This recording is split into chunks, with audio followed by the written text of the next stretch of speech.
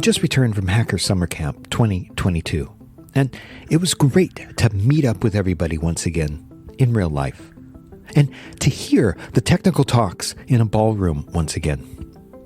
I even got some training on the side from Google and others. Training, it's really important to me. Just because you have a tool like VirusTotal, you might not realize its full potential without someone being there to guide you along the way, at least in the beginning. I remember when I learned Kali Linux. Kali is a Swiss Army knife of useful pen testing tools, but the overwhelming number of tools, it's daunting. And without a follow-up training, it's really hard to know what all is included, or when certain tools might be useful. So even though you hear others tell you how great Kali is, and it is, you may only unlock a quarter of it, even if you use it every day. So you need someone to guide you through it. Which leads me to this short Hacker Mind episode. While I've been able to attend conferences remotely, those remote conferences haven't been able to replicate LineCon. LineCon is when you queue up for a talk or an event and someone starts talking to you. A lot of people have been coming up to me, particularly at Black Hat this year, and I do get a lot of great material just by running into people casually in the hallways. It's always interesting for me to hear how different people are approaching the same problems in InfoSec. Everyone's got a unique perspective. And, well, there are the vendors, right? And they have their pitches, their angles. But there are the people who are actually working in the SOCs, on the pen testing teams. And in some cases, they're taking open source, community-based tools and leveraging them in creative new ways against very common threats. Take, for example, MITRE's ATT&CK framework. And in a moment, I'm going to reintroduce you to someone I've interviewed before who's taking the ATT&CK framework to the next level. I hope you'll stick around.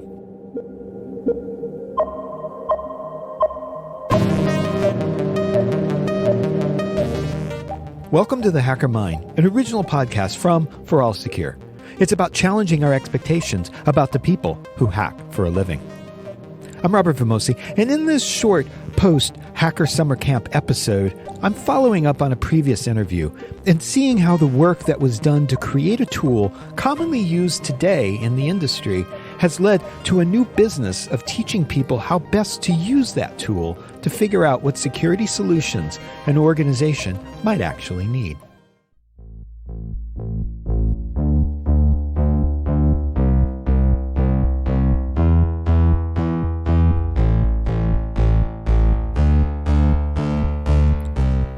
In May 2021, for episode 20 of The Hacker Mind, I interviewed Frank Duff, who was then the director of attack evaluations at MITRE Ingenuity. Here's how he described ATT&CK. ATT&CK itself is just a project within the MITRE Corporation, right? So it was originally spun up as a research and development effort that was being done about 8 years ago now. So before we go on, perhaps a bit more background is needed. First, MITRE and then ATT&CK. MITRE was formed in 1958, and it's an acronym standing for MIT Research Establishment. It's a nonprofit organization that manages federally funded research and development centers, or FFRDC, and it traditionally supports the research of several U.S. government agencies, such as the FAA, the IRS, the Department of Defense, the Department of Homeland Security, the Centers for Medicare and Medicaid, and NIST. Perhaps more relevant to the InfoSec community, MITRE maintains the Common Vulnerabilities and Exposures CVE system and the Common Weakness Enumeration CWE. A few years ago, MITRE came up with ATT&CK. That's a capital ATT ampersand capital CK. It's a framework that describes the tactics and techniques commonly used by criminal hackers and state adversaries. And it's proving to be very useful when considering threat models and security solutions. Here's how Frank described the founding of ATT&CK as a couple of blue teamers sitting around a table discussing how best they could present their findings to the people who actually make the decisions. But a long time ago in a prior life, right? Like I was sitting there as a blue teamer we had red teams that were coming at us every other month to assess our advances as the defenders. And we needed a common lexicon to be able to describe what the red team was doing to a way that people like me as the blue team could understand. So ATT&CK started as a workshop exercise to document common tactics, techniques, and procedures, TTPS. I was not the guy that came up with the idea from ATT&CK from any points. I was on the defender side, right? Like I came down and at the time, we were looking at how to improve the visibility within our networks, right? So everybody was focused on antivirus at the time and keeping the bad guys out. And I think the median dwell time, which is like the time it took for an adversary to be detected, was somewhere around 210 days, if I recall, on average, right? That's a substantial part of a year. And so think about what a bad guy could do in your network for half a year plus, right? That's not a good feeling. And so we start up the research project to try to say, okay, well, what could we do to defend against the adversary once they're in? And so we started building out our own sensors because this was before the time of EDR. It was before the time of Sysmon or anything like that. We were like, all right, let's build out our own sensor that can capture process information and command line arguments, and let's figure out how we can advance defenses. And so I was on that team creating a bunch of those analytics using sensors we had homebrewed. And then the rest is history. We've continued to evolve ATT&CK and evolve our work program. And I went from a defender to a guy that manages a bunch of red teamers to do the evaluations. So it's a fun time. Advanced persistent threats are not just as they seem. They're the long game operations where something as small as a phishing email could escalate into millions of IDs being exfiltrated. Out emerged this Excel spreadsheet of different behaviors that the red team was performing, which would allow us to focus rather on hashes or specific malware. It allows us to focus on the higher level behaviors to improve our defenses. And what we found was, as we were trying to report up our value of doing these red team blue exercises, which we loved because they were super fun, but we had to sell to management of why they're doing these every other month. We found that ATT&CK actually, it's a much more in-depth thing where you're trying to exercise your full scope of defenses, right? Because again, right, when ATT&CK was created, we went with this presumed breach model, which is you can put up all the walls you want, but sooner or later, an adversary is going to get in. And then what? How do you get them out faster? How do you defend them? How do you detect them? And so that's where really red teaming and variations of it, which include adversary emulation, come into play. Toward the end of his time at MITRE, Frank began conducting evaluations of security products against ATT&CK for MITRE Ingenuity, taking what the vendor said it could do against what ATT&CK said you needed to do to mitigate certain threats. If you want to learn more about ATT&CK Ingenuity and the evaluation process, I suggest you go back and listen to episode 20 of The Hacker Mind. Flash forward, though, to Hacker Summer Camp 2022. And Frank is now the Chief Innovation Officer and co-founder of Tidal Security. Standing in the hallway at Mandalay Bay, Frank told me that the value in what his company does for organizations running ATT&CK is allow them to define the threats that matter to them, allow them to define the defensive solutions that they have, and from that understand how they are protected and give them recommendations on how to improve. And this new venture grew squarely out of the need for organizations to use ATT&CK, but not to take on more tools, and in some cases, maybe even remove the tools that are no longer deemed necessary. Yeah. One of the challenges that I had at MITRE, as well as the other founders, is that we recognize that there's this challenge that organizations are having in adopting ATT&CK. ATT&CK has grown substantially since it was initially released to describe the variety of adversary behaviors. But what that means is now it's becoming a much larger problem for people to deal with. So what we wanted to do is go off and develop a company that would give organizations the tools that they need to really make it their own.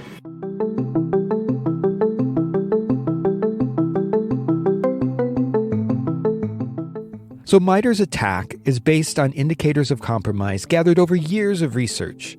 It's valuable for industries. Say, for example, you're in oil and gas. You can look at ATT&CK and see what attacks you're most likely susceptible to, and then drill down into the different tactics. Armed with this specific knowledge that others in your industry have been victim to these tactics before, you can then fortify your own networks against these specific tactics and techniques. What Frank's new business does then is help organizations look at attack model for their industry and then look at the tools they have or might still need. So similar with that vein, right? Attack is the gold standard, right? And so we want to be able to just give it more context, if you will. So we have a community platform we just launched on the Wednesday of Black Hat that is centered around providing the information that attack would provide, but then adding in unique data sets. One of those data sets is a product registry that we have, where vendors are working with us to define their capabilities as they relate to attack. And then we publish that information free for anybody to access, similar into the vein of attack. What attack has done to build a community is absolutely amazing. We just want to be able to add to it in our own way by giving people not just information about the threat, but what to do about the threat. In episode 49 of The Hacker Mind, I talked about living off the land. This is an attack strategy that uses existing applications on a victim's machine as opposed to downloading a new zero-day or something cool like that. Living off the land, LOL, or fileless malware is a threat actor leveraging the utilities readily available on any given system. These could be in the operating system or it could be in third-party tools that's been added. It's a sneaky way to exploit a system without any of the existing preventative tools. So living off the land is how a lot of these sophisticated adversaries move around once they're in, right? The whole theory behind persistent threats, right? They're called persistent for a reason, right? They will get in, they will find some new vulnerability to get into the system. So there's only so much that you can do with vulnerabilities. And it's important, but it's only part of the problem. But once they get in, how do they operate? And a lot of them just use the same tools that your system administrators would use to move around the environment.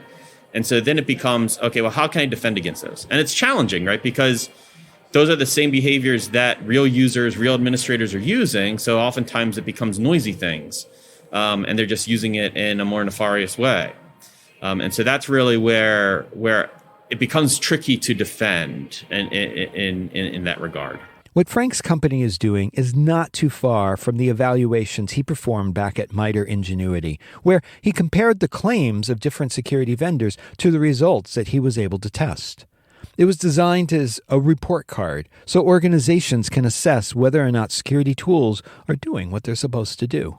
This is about security stack optimization, I guess is one way you could look at it, right? So being able to know that you have the tools, that they're configured in a way that will actually be able to defend you against the threats whenever they come up. So being able to know that you have this EDR, this NDR, and that they're configured in a proper way so that they're going to tackle the threats that matter most to you. So Tidal, in a sense, is performing a vendor evaluation of the tools that you already have mapped to the tools that you actually need for the threats that your industry, your organization faces. Right. It stops short. I'd hesitate to call it evaluation just from the standpoint that we are taking vendors' words for this registry, right? Vendors are giving us their data. We do structure it. We do require additional information about it that hopefully gives it better context and believability, understandability, all those good things. But at the end of the day, we're trusting the vendors to give us the information that will actually enable end users. We're just trying to bring a layer of transparency to it and structure around it that will really drive it forward. Where is Frank seeing the most uptick in this new product? So it's been great to see that we've had a lot of interest from the vendors themselves in contributing, right? And that's a very important thing for our strategy. We had hoped that vendors would give us their data and would want to drive forward on this transparency because we do want to have this community platform at the core that we can build on, right? We all come from, all three founders come from MITRE, and we all have that public interest kind of mission still, right? And so we really hope that would be the case. And to see the vendors that have either given us data or have committed to using or to providing the data in the coming weeks, it's a really solid list of vendors that are jumping into that. And that will empower the end user community, right? The ones that have to do their attack research day to day. but don't want to just have to look here in attack and here at this GitHub repository and here at this other GitHub repository and here at this other online resource, right? If we can consolidate all that information so that now it's all just searching within one platform, right? That's something that's much more powerful to them and will make them hopefully optimize their workflows.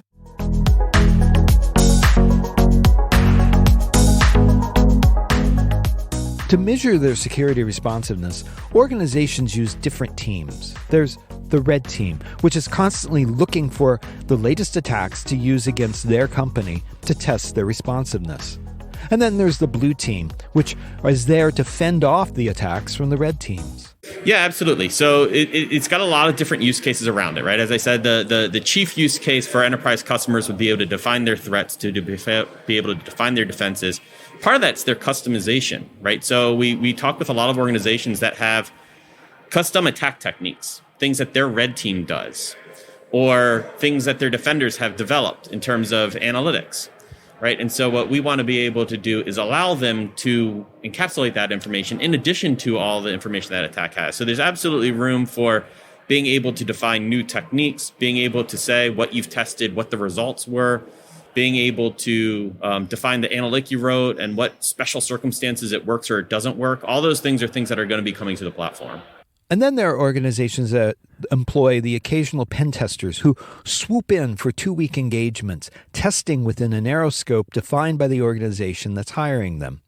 Often this is done for compliance and regulatory needs. So pen testing is an interesting corollary, right? Because at the end of the day, they're going to be more focused on vulnerabilities and getting into systems. That is definitely part of attack, though, right? When you consider that there is the places initial access and before, right? Being able to figure out how to get in.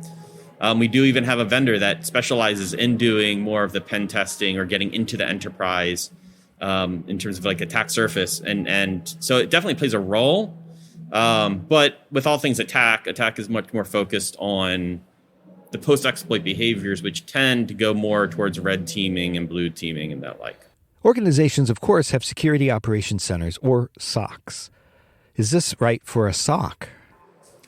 Absolutely. So what I look back on, it definitely tailors to threat hunting and the more preparedness aspects of the SOC. So developing the rules so the next time something happens, you have it. But a lot of the organizations that we're dealing with from our early customers are the ones that are in the SOC themselves, right? The ones that have to take the threat until it's coming through, being able to translate that to be like, all right, so what else am I supposed to be looking for? And being able to easily pivot on that data to understand how techniques are interrelated and what you have in your stack that could helpfully defend against that, right? I mean, that's going to be a powerful thing.